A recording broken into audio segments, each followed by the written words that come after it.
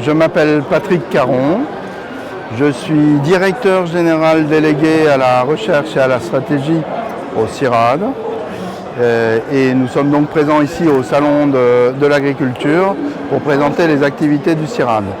Le CIRAD, c'est un établissement public français qui a été créé en 1984, mais déjà sur une histoire ancienne puisqu'il y avait des instituts de recherche agronomique qui préexistaient.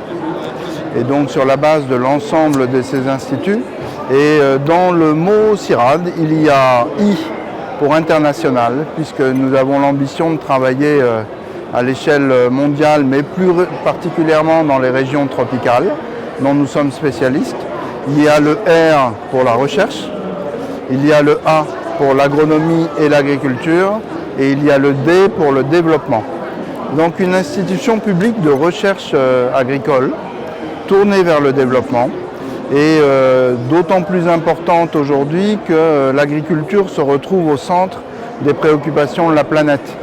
Alors bien sûr en termes de sécurité alimentaire, mais également de création d'emplois, de revenus pour que les populations vivent, de cohésion territoriale, de services environnementaux, d'énergie, enfin tout un tas de préoccupations qui sont ceux du développement durable. Et donc notre action, CIRAD, c'est de nous centrer sur ce que nous savons faire de mieux, à savoir la recherche en agronomie pour améliorer les techniques, pour améliorer les productions, pour améliorer les conditions de vie et pour améliorer la prise en compte des questions environnementales. Donc nous travaillons il y a 1700 personnes, nous travaillons dans une centaine de pays. Nous sommes présents dans une cinquantaine de pays en permanence et ces 50 pays, nous n'avons pas d'infrastructure CIRAD dans ces pays.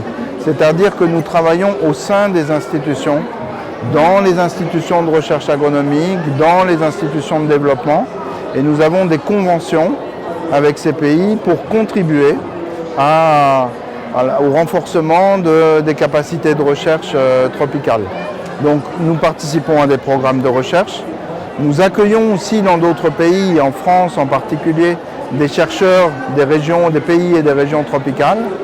Et sur 6 principales thématiques, la manière d'augmenter et d'intensifier la production en tenant compte des questions environnementales, ce que nous appelons intensification écologique, la manière de valoriser la biomasse des productions agricoles, pas uniquement pour des questions alimentaires, la sécurité alimentaire au niveau local comme au niveau mondial, la santé des plantes et la santé des animaux, les questions de politique agricole ou de politique environnementale et la gestion collective des ressources au niveau des territoires et des paysages.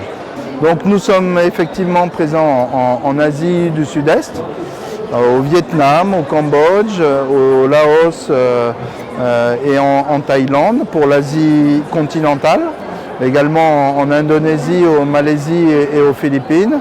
Et nous travaillons en Asie sur ces questions d'intensification écologique, c'est-à-dire comment, par exemple, dans les zones de montagne, arriver à produire plus tout en n'épuisant pas les ressources naturelles. Ou de la même manière éviter les maladies dites vectorielles transmises par le biais des productions agricoles ou des productions d'élevage. Cette année, nous avons pris un thème très particulier, chaque année, au Salon de l'Agriculture. Nous sommes ici pour rencontrer nos partenaires et rencontrer le grand public, mais nous prenons un thème très particulier.